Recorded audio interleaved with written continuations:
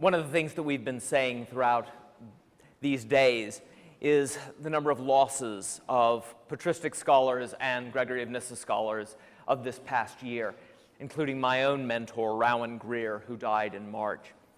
But I think on behalf of the English speakers, we remember also in this time one who died some years ago, but fortunately whose legacy did not go to the grave, and that is Richard Norris. And we are thankful that his translation of Song of Songs, Homelies on the Song of Songs, was published and is available to our students. All right. With that, let me begin. Becoming Men, Not Stones. Epectasy in Gregory of Nyssa's Homilies on the Song of Songs. The life of Moses provides the locus classicus for Gregory of Nyssa's theory of human perfection, commonly, since Jean Danielou, known as epectasy. The theory of epectasy, as presented in the life of Moses, is genuinely a theological anthropology. For human perfection is inseparable in Gregory's understanding from his view of God as infinite.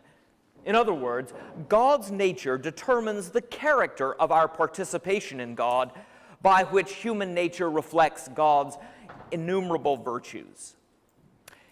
In the Homilies on the Song of Songs, Gregory's view of epectasy as a component of his theological anthropology has developed considerably since Life of Moses, virtually becoming the hermeneutical lens by which Gregory interprets the song and the bride's pursuit of the bridegroom. The infinite goodness of the bridegroom affects every aspect of the bride's spiritual ascent. Yet, the Homilies expand Gregory's account of epectasy in another crucial way. The Life of Moses focused primarily on the implications of God's nature, and less so on the nature of human beings, the structure of humanity. In the Homilies, however, Gregory gives a more developed account of human nature and its implications for epectasy. Therefore, this morning, I want us to shift our attention from the theological presuppositions of epectasy to the anthropological presuppositions. Specifically, I will argue that Gregory's anthropology allows him to explain a fundamental paradox in his soteriology, namely, that God liberates humanity from sin by transforming the primary condition for the human fall, namely, our creaturely instability and mutability, transforming it into a means of our deliverance and perfection. To put it another way, whereas for Athanasius, mutability and instability are the fundamental problems of the human condition, and salvation comes only when our creaturely instability is replaced by divine stasis. For Gregory, by contrast, mutability and instability are not problems to be overcome so much as the defining elements of our creaturely nature that God wondrously uses to bind us eternally to himself. To test this thesis, let us start with one particularly enigmatic passage from the fifth homily. Commenting on Song of Songs 2:10-11, "Rise up, for behold, the winter is past," Gregory interprets the image of winter this way. It's the first passage on your handout. "There was a time when humanity was frozen stiff by the icy cold of idolatry, because the changeable nature of human beings had been altered to conform to that of unchangeable idols. For it is written, 'Those who make them are like them, so are all who believe in them.' And what happened back there was equitable.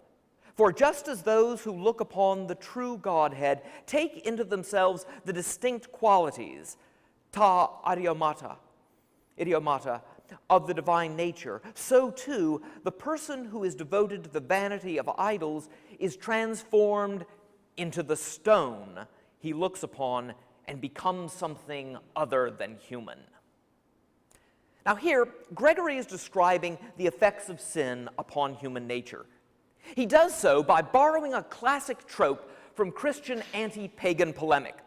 that idolatry reforms human nature, not in the image of the living God, but in the image of the idol.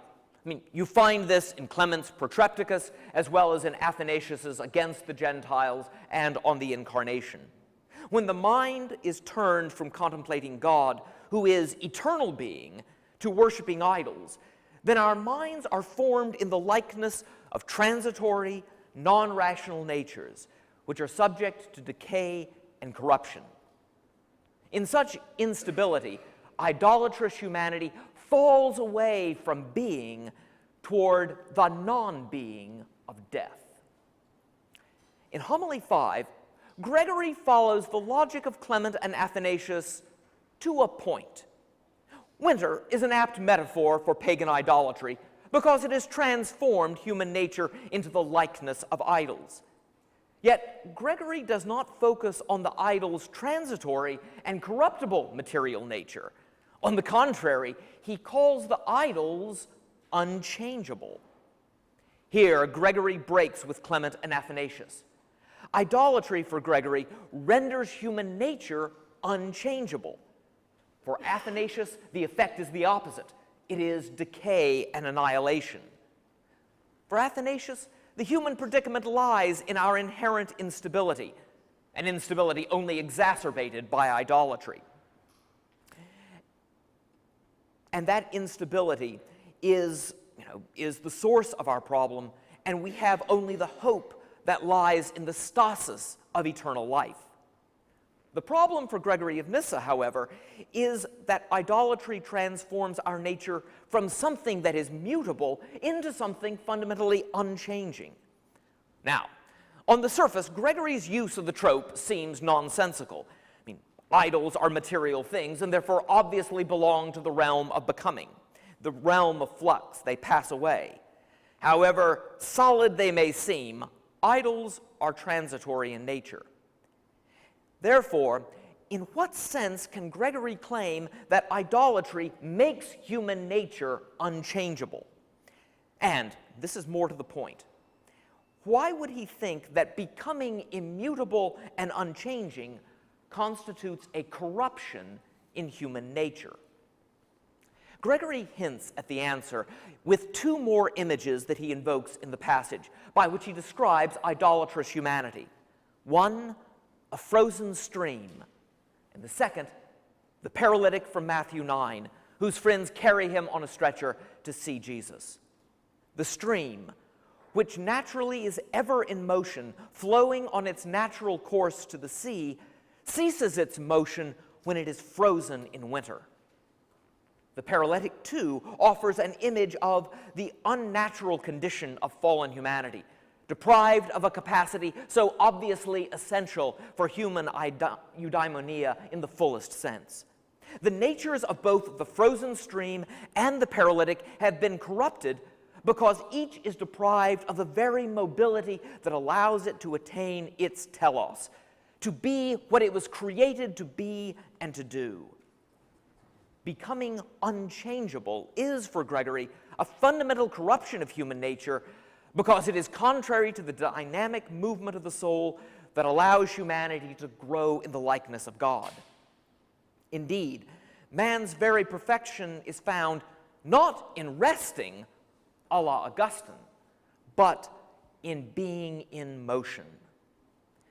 The pagan idolater's inhuman stasis is a foil for the bride's perfected humanity, characterized by unceasing movement in the pursuit of her bridegroom. The song's ubiquitous images of ceaseless running and ceaseless thirsting are, for Gregory, apt images of the perfect human nature because they illustrate an important component of Gregory's anthropology, namely, his theory of God's eternal work of creation. And here I use the word eternal to mean not timeless, but ceaseless. Gregory begins his sixth homily by describing the creation of the intelligible beings. Although Gregory categorizes God metaphysically as intelligible, he is clear that because God is uncreated. By contrast, the paradigmata, the angels, and the rational human soul are a second type of intellectual reality. They are created intellects. Gregory explains the creaturely nature of intellectual beings as an eternal becoming through their participation in the good. He writes, this is the second passage on your handout. The second order of intelligible natures, however, has been brought into existence by an act of creation. It looks eternally upon the first cause of all things that are, and is preserved in every respect in the good by its participation in what transcends it. It is also, in a certain fashion, always being created, as it is changed for the better by increasing in goodness. For this reason, no end point can be conceived of for it either, and its growth toward the better is not confined by any limit. But the good that is given at any particular time is always a starting point for something more and better, even though it always appears to be as great and as complete as possible. In its case, too, the apostle's words find confirmed, because it stretches forward in forgetfulness of things that have already been accomplished. Here, Gregory introduces his theory of the eternal creation of rational beings. God's creative work is an unending cycle of formation and reformation through the Creator's communication of form to the intellectual natures. He explains that the rational creatures derive their form from contemplative participation, what he here calls eternally looking upon the first cause. Since the first cause upon which it gazes is infinite, the first cause is incapable of being grasped in a single moment of apprehension. The series of images or forms of God's goodness that the soul receives, therefore, is itself infinite. Consequently, the perfection of rational natures that participate in the divine necessarily entails an eternal growth in God's goodness. Gregory articulates this progressive participation at the beginning of the 8th homily. Here he argues that Paul's claim in Philippians 3:13, "I do not consider that I have made it my own," arises out of Paul's experience of, quote, "the mystical initiation into paradise," unquote, described in 2 Corinthians 12.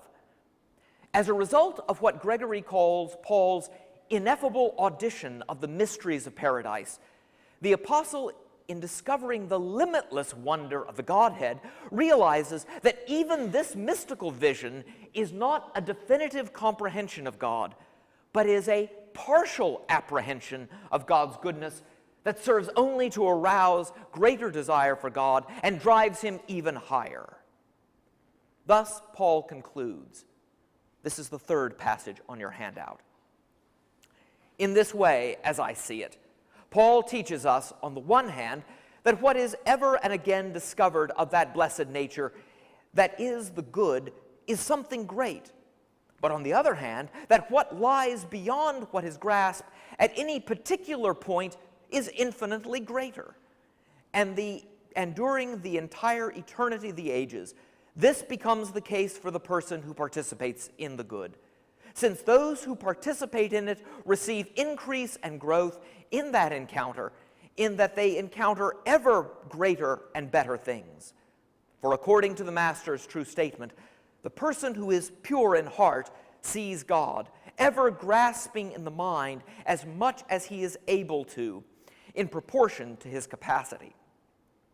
Nevertheless, the infinite and uncircumscribed nature of the Godhead remains beyond all comprehension. Here we see the paradoxical dialectic between the cataphatic and the apophatic that is at the heart of progressive participation. Like a physicist breaking down the second of the Great Bang into discrete microseconds, Gregory speaks of our apprehension of the infinite God as discrete points of experience with discrete qualities of God's goodness that are in proportion to the mind's capacity. At the same time, the pure mind, like Paul's, apprehends that God is infinite and therefore beyond our comprehension. As Psalm 145 declares, there is no limit to the magnificence of God's glory. Each successive experience of God, whether it is mystical, prayerful, or exegetical through theoria, reforms the mind with new and greater knowledge of God's excellence that arouses a new and greater desire for God. Thus, the mind's eternal increase and growth follow upon God's progressive self-disclosure of his infinite goodness. To put it another way, God eternally creates rational creatures anew by eternally revealing himself anew to the heart of the faithful. Gregory expresses humanity's eternal becoming by paraphrasing Psalm 91. This is the fourth passage on your handout. In the entire eternity of the unending age, the person who bends his course toward you, God, is always becoming great and higher than he is now, making relative growth. But you, God, are the same and remain eternally the most exalted. For you are always, by comparison, higher and more exalted than the reach of those who are being raised. Here, Gregory is drawing an absolute metaphysical line between God and humanity. God is eternal and self-subsistent being, immutable and infinite. Humanity, however, forever remains on this side of the line in this realm of becoming. We are creatures eternally created, progressively growing in God-likeness.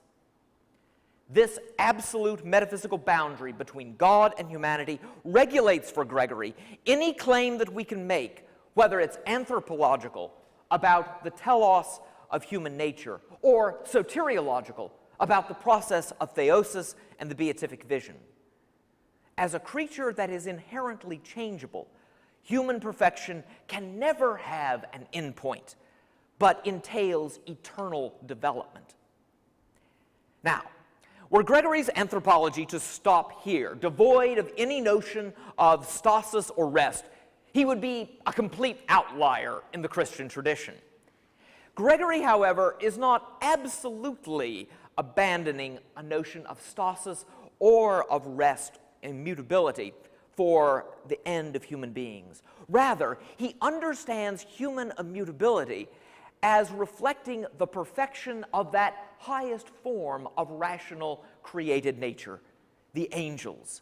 As he says, the eternally abiding nature of the angels, who are steadfastly and immovably fixed in their love and worship of God. Yet, even the perfection of angelic immutability is itself an eternal progress toward what is better. The disciples of the bride, who have received the promise that at the resurrection they shall be made like the angels, should, Gregory exhorts them, quote, look to the angelic powers, imitating the angelic purity by its impassibility.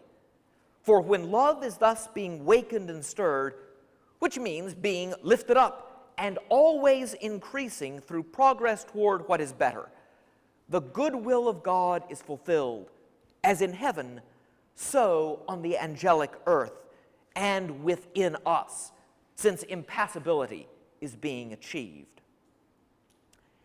Given the logic of his theories of creation and participation, Gregory recognizes a crucial implication, namely, that paradoxically, the human soul attains angelic perfect immutability only by perpetually growing to a higher and better love for God. The alternative to the angelic life is ossification, when we cease to be men and instead become beasts of stone.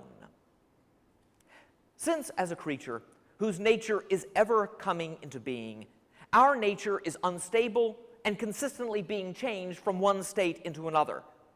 As such, Gregory realizes that our nature must ever be changed for the better, or it will surely be changed for the worse by participating in things of a lower nature. God, therefore, uses the very weakness of our nature, namely our instability, as the means for our glorification. The only way to keep human nature from falling into decadent stasis is to keep it moving and growing in the knowledge and love of the good. In the fifth passage on your handout, he says, in effect, this: "The Word wishes us, mutable as we are by nature, not to decline into evil by our changing, but through unending growth for the better, to make change cooperate in our ascent to higher things. In this way, by means of the very mutability of our nature, we will be conformed or confirmed in an incapacity for evil. By turning away from evil, we will be wholly unswerving and unchangeable in the good, neither coming to a stop to our change for the better, nor being altered for the worse." Perfect human nature can attain firmness and stability with respect to the good, such that we cannot fall away from God. As Augustine puts it, non posse peccare. But the only way this is possible is if our inherently mutable nature is kept moving into God, growing in God's goodness. Gregory, however, downplays the language of rest and permanence, likely, I think, out of a pastoral fear of the complacent self-confidence that mistakenly believes that the virtues are our permanent possession. In the second homily, he describes the bride thus: "She is, quote, anxious about the beauty that had come to her from God, and thought it vital to learn how her beauty might remain with her permanently," end quote. Since, however, she is not worthy of receiving the bridegroom, Gregory says, God, quote, foresees something superior for her. That delay of fruition will inflame her with desire to a higher point of yearning, and joy will be increased with the yearning. You see the point.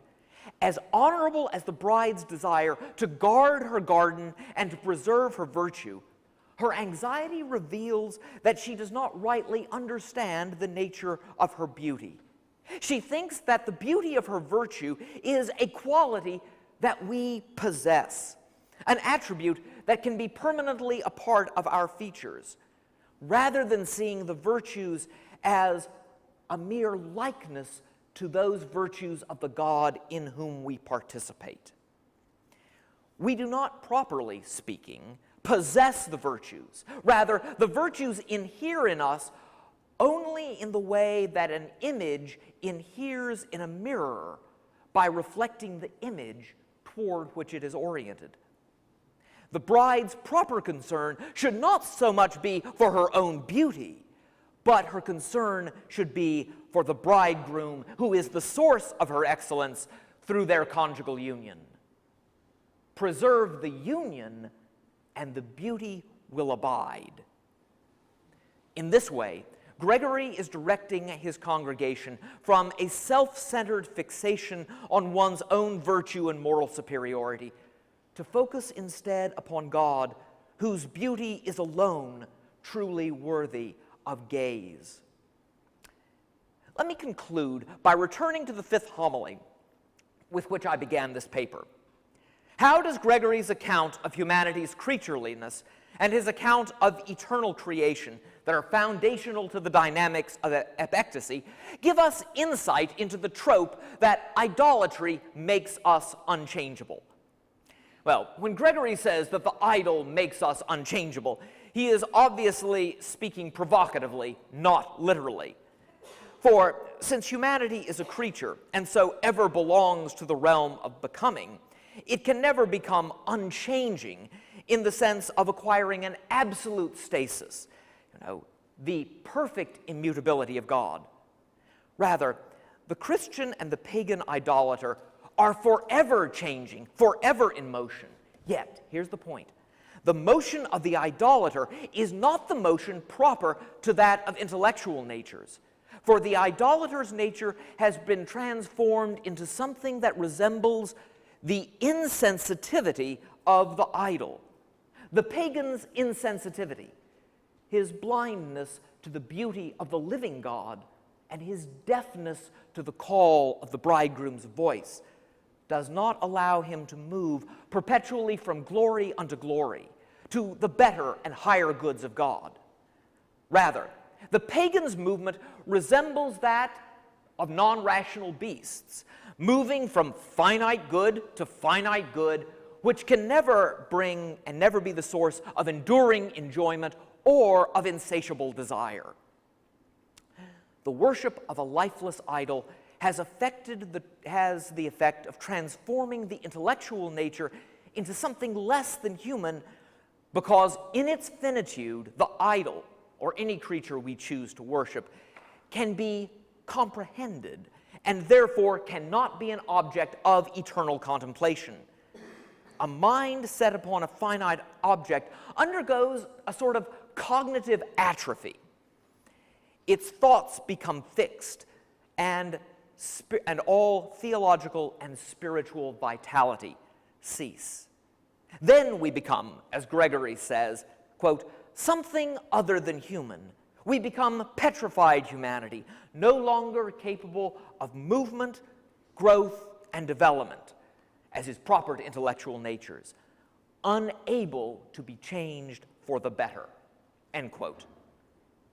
Salvation, now here's the soteriology. Salvation, deliverance from unchanging stasis of non-rational things, comes for Gregory only from the Son of Righteousness, who together with the warm spring wind of the Spirit has the power to melt the ice-clogged stream and to command the paralytic, rise up and walk.